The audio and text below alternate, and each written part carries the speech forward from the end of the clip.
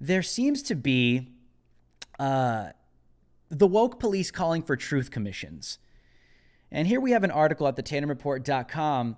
The New York Times quotes experts who suggest Biden form a government truth commission. I already don't like the sound of that. That sounds kind of dangerous. That sounds kind of authoritarian and scary. Right off of the bat, I have questions. Who are deemed the arbiters of truth in a government-facilitated and run truth commission? Third Reich vibes? Anybody? Now that Joe Biden is in the White House, there's a lot of talk about what he should do regarding disinformation and misinformation.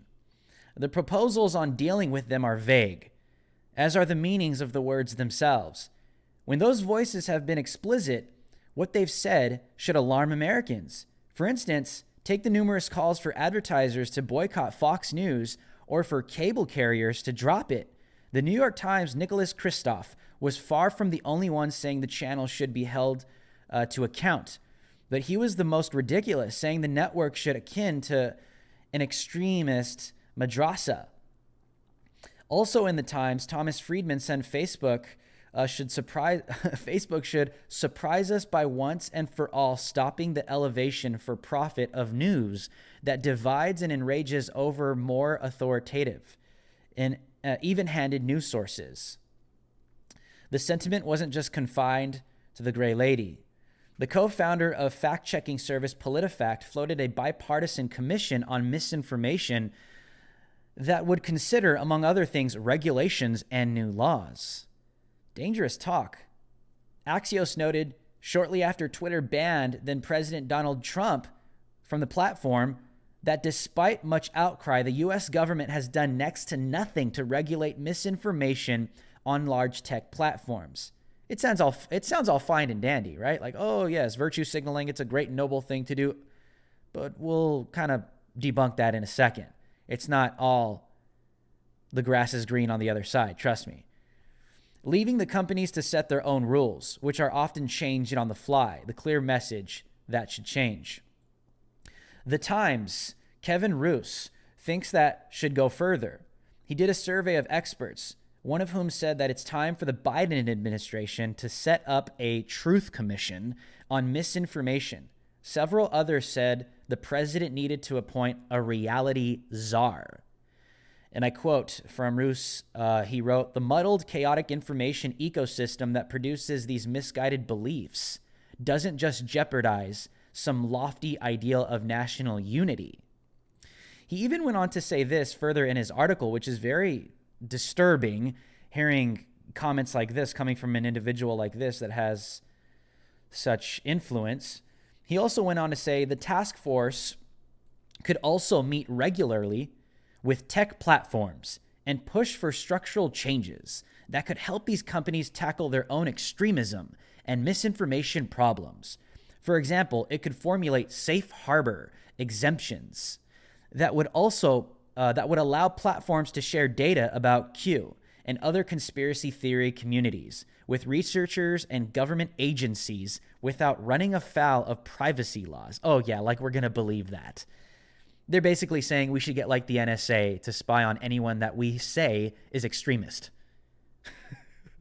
And it could become the tip of the spear for the federal government's response to the reality crisis, Roose wrote. Let's pull out of this. You know, this is dangerous talk. These people want a federalized truth commission within the Biden administration, and they're suggesting that they could be these entities, which could be the NSA, which could be these government entities that have the ability to provide surveillance over American lives through big tech, who knows, phone calls, satellites. How far does this go? How far does this truth commission really go? And I have another question. Who the hell gets to be appointed as the arbiters of truth? Who gets to define what is extremism? Who gets to define what is misinformation or disinformation? What is the definition of that according to these obviously politicized and obviously polarized political ideologies that are coming from these individuals? Who are the ones that get to decide what is true and what is not? Who are the ones that get to decide what is information that is accurate or that is inaccurate?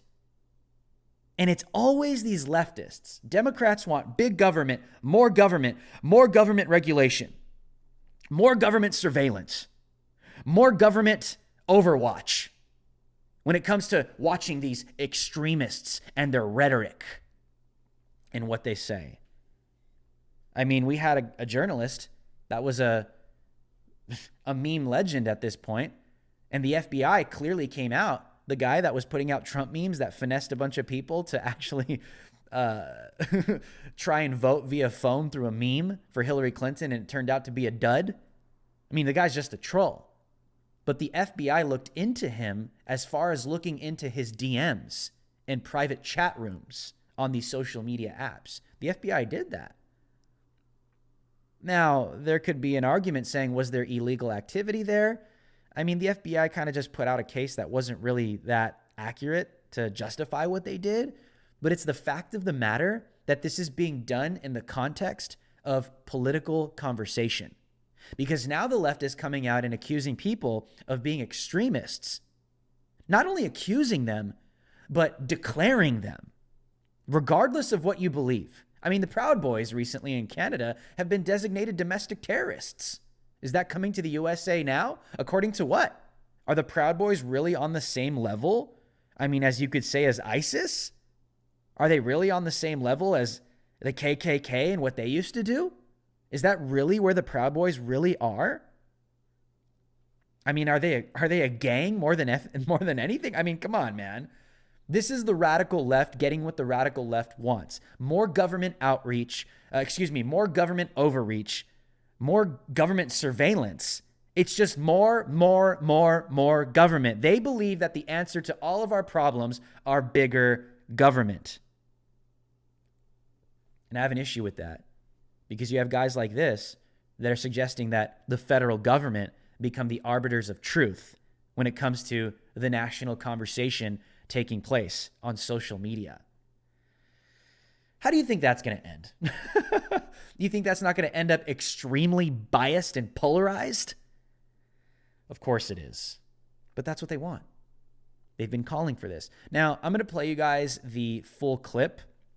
This is from NBC. They're running all kinds of stories talking about deplatforming, censorship, silencing people online. Does it work? Does it work? Does it not work? Is it a good idea? The pros and cons. They go over the pros and cons, and you listen to some of what they're doing and the segments they put out, and it literally sounds like they're attempting to make the case. Listening to the media agree that deplatforming and censoring has some pros is very scary to listen to, because now you're taking a look at the media aspect. Because when you look at an authoritarian regime, you have a dictator, you have the state lemmings, you have the following, you have the activists, you have the people, in universities, you have the people in the mainstream culture, in the music industries, the movie industries, you have all the useful idiots, right? But then what does the media look like in an authoritarian regime? The media pundits that are selected and given the green light to exist by an authoritarian regime that is obviously ruling with censorship, you'll see that media say whatever that they're told to say. And you'll see that media agree with the narrative that is already being put out when it comes to censoring the extremists, whoever they decide that is. And this is what we're seeing in left-leaning media. I'm going to play this clip. This is NBC. You judge for yourselves. Take a look. Twitter dropped more than 70,000 accounts devoted to QAnon in a single day. The question is, does this sort of deplatforming work? Companies have exercised that power before. When Twitter, Facebook, and YouTube banned extreme right celebrities like Milo Yiannopoulos, Alex Jones, and Laura Loomer, they were forced to go to smaller platforms. What we have found is that the audience is thinned considerably. Their revenue streams decline. So those two things are significant. The other thing that we found is a lot of them become slightly mellower.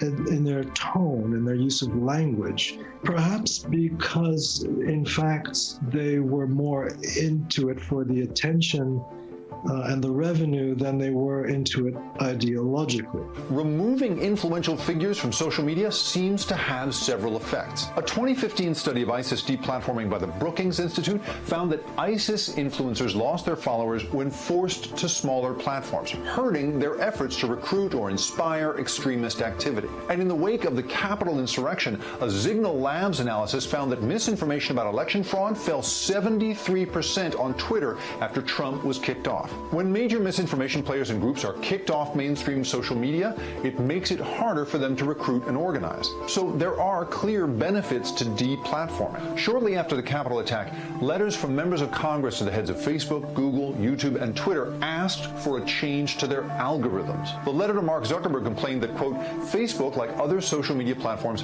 sorts and presents information to users by feeding them the content most likely to reinforce their existing political biases. Maybe we just need a bit more fact-checking. All the platforms instituted a labeling policy around election misinformation, and Twitter has a new feature called Birdwatch that allows Wikipedia-style moderation, where trusted users weigh in on what's true or false. Trusted users, Wikipedia style. You ever read someone's Wikipedia? Someone especially that's a conservative? Yeah, they're not accurate. They're just pure lies. I have a question about that. Number one, when it comes to the Birdwatch system on Twitter, who the hell are these people? These trusted individuals that are arbiters of truth that get to decide what is accurate information and what's not? Who gets to decide that? Who are these people? And how come it doesn't work on both sides? We're going to get into that as well, because Governor Rick DeSantis made that case as well. He's like, yeah, they claim to be arbiters of truth, but, you know, that only goes one way on one side. Disinformation doesn't get taken out when it's coming from a leftist. And we've seen that. That happened with the Hunter Biden story. We're going to take a look at that as well. But my question is this: who are these people that are designated arbiters of truth that get to decide whether what you're saying is accurate or not? Twitter's going to have some major problems with this, and they're going to become a total leftist echo chamber where if you don't think the same, if you don't say the same, if you don't act the same, if you don't live the same, then you cannot live on the same platform. And they're eventually going to become a total leftist echo chamber. Why would we want that? Especially these are the same people that claim to be total, representing the side of diversity of thought, color, race, creed, everything. They don't. They're liars. They're hypocrites. They don't want diversity. They don't want diverse thought, because diverse thought challenges what they believe. And what that does is it causes people to think differently. And they don't want that, because if people are thinking differently, then they lose control. And that's where this ends. But the problem with that is you're creating protected speech. If you're going to create a platform, I mean, when you take a look at that video, it's pretty alarming when you're like, right-wing extremists like Milo Yiannopoulos and Alex Jones and Laura Loomer, they lost revenue, and maybe they got more mellow on these other platforms that they were forced to go to. Their tone went down, maybe because they were getting more revenue on these platforms, and now they're not as radical because they're not making any more money and they're not getting any more attention. It's like, yeah, that's your opinion, but that's not truth. Why don't you interview them and ask them, oh, wait a second, I forgot. They're not allowed anywhere to speak. You see how they do that? They speak for you. They put words in your mouth after they deplatform you so that the narrative that comes out is the narrative that they want and that they declare to be absolute truth. And they don't even let you speak up for yourself. Why don't you ask Milo what his thoughts are? Why don't you ask Laura herself what her thoughts are? Why don't you ask Alex? Is that even true? I mean, I'm going to be honest with you. I don't think that they've toned down in any way, shape, or form. That's just my own personal opinion. But this proves my point. They put out a narrative after they silence you so that they can control the minds of the people that have no idea what's going on. Because the low information voter, the everyday average American that doesn't look into this stuff, is going to believe what those people just said about those individuals. You see, what this does is it creates a culture of approved speech, pre-approved, pre-packaged, already vetted, already sifted through, already filtered, what can or cannot be said on these platforms. When you have something like that, what that does is it creates such a marginalized conversation, and it even creates a marginalized society where people can only think, speak, and live a certain way. That's not diversity. That's not freedom. That is in no way, shape, or form proving that the left advocates for absolute diversity of thought and even color of people, because it doesn't matter. I mean, look at me. I'm brown. I'm Hispanic. YouTube freaking demonetizes everything I touch on this platform. They don't care about Hispanics. They're probably watching this right now. You probably have some liberal on the other side watching me that claims to care about minorities. And then there they are, deplatforming my channel. Is it about race, like they say? No. It's about thought. It's about what you believe. It's about your views. So don't listen to them when they say, oh, we care about minorities, we care about Hispanics, we care about blacks. Yeah, but when a black or a Hispanic has a differing opinion than you designate it as hate speech and too dangerous to keep on your platform. You don't want to see successful minorities. These big tech companies don't want to see successful minorities, because if they did, they wouldn't freaking suppress and demonetize and deboost the daylights out of minorities, even like myself. Just saying.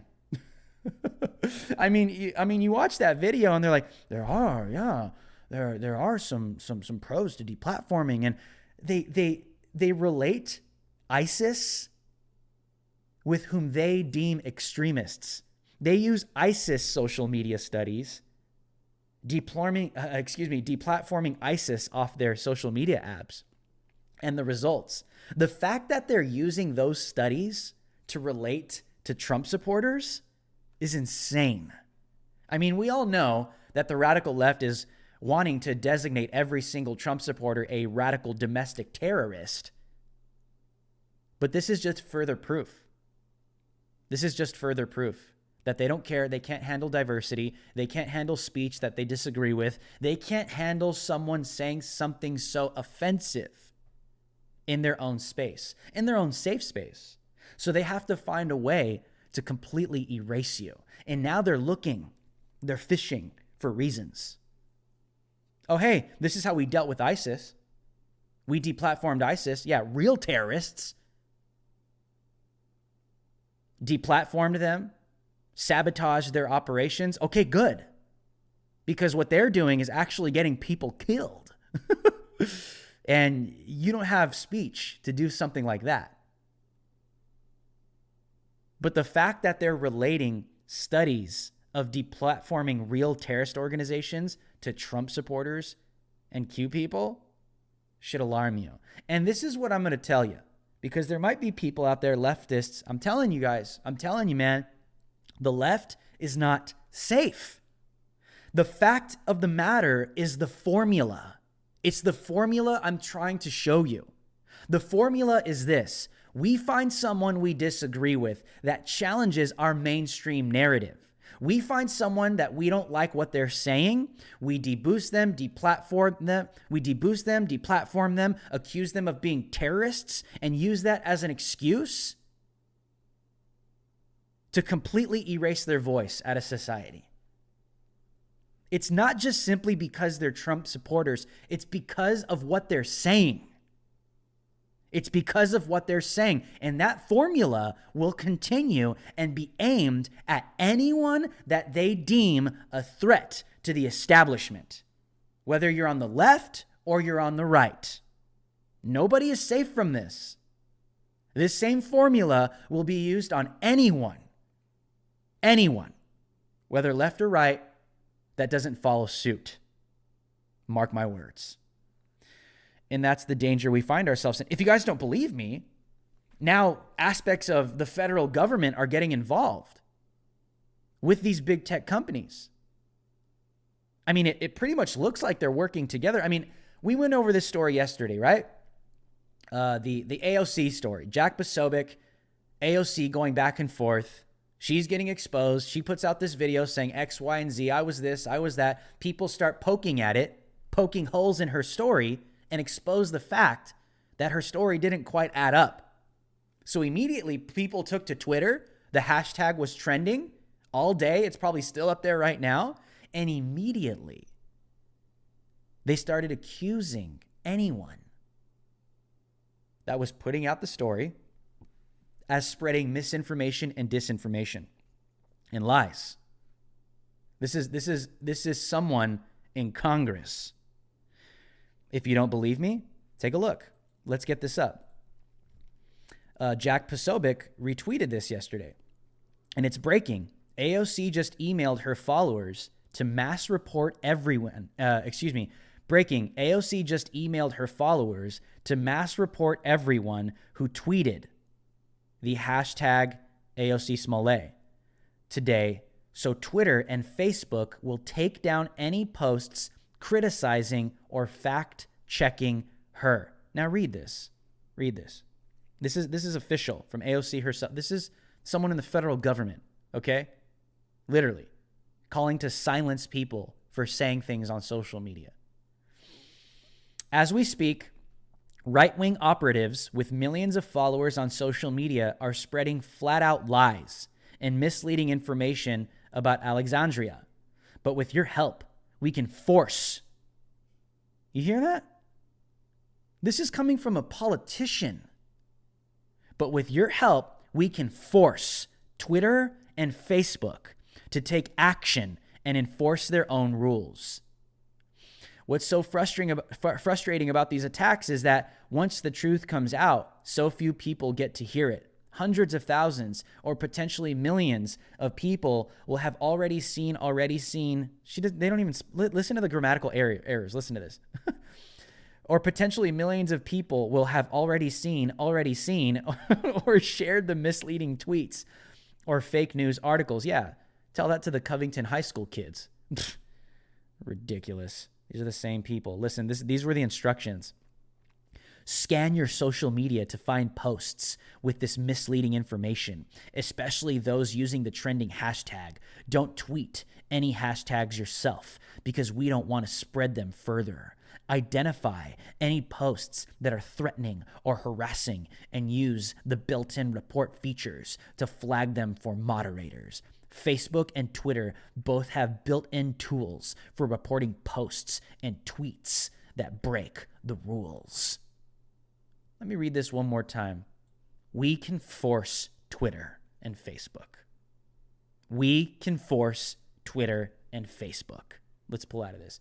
That alone should, listen, whether you're on the left, whether you're on the right, that should concern you. That you have a politician sending out mass emails to her followers and to those who voted for her, which is probably in the millions, organizing them to social media to force Twitter and Facebook to take action against people that are saying things that she doesn't like or that she claims are lies or misinformation. This is a politician doing this. So I don't want to hear. I don't want to hear from Twitter, Facebook. I don't want to hear from these big tech companies. Oh no, we don't work with politicians. Oh, we're not biased. Yes, you are.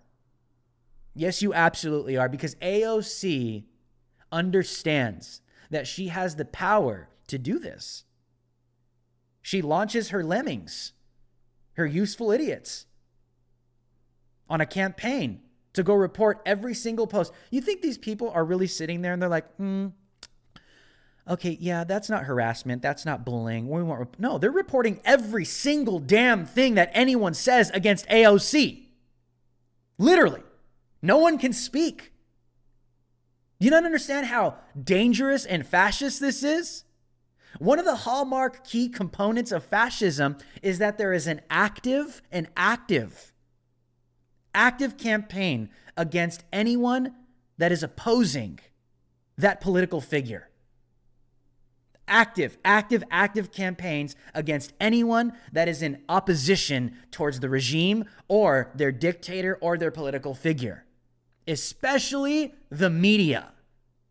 Now we have a politician in 2021 that is getting all pissed off on social media because people are smearing her and because people are coming down on her and exposing her. So she gets her legions of lemmings to go report every single post that has her name on it. And she says and encourages them by doing so by saying, we can force Twitter and Facebook to do this.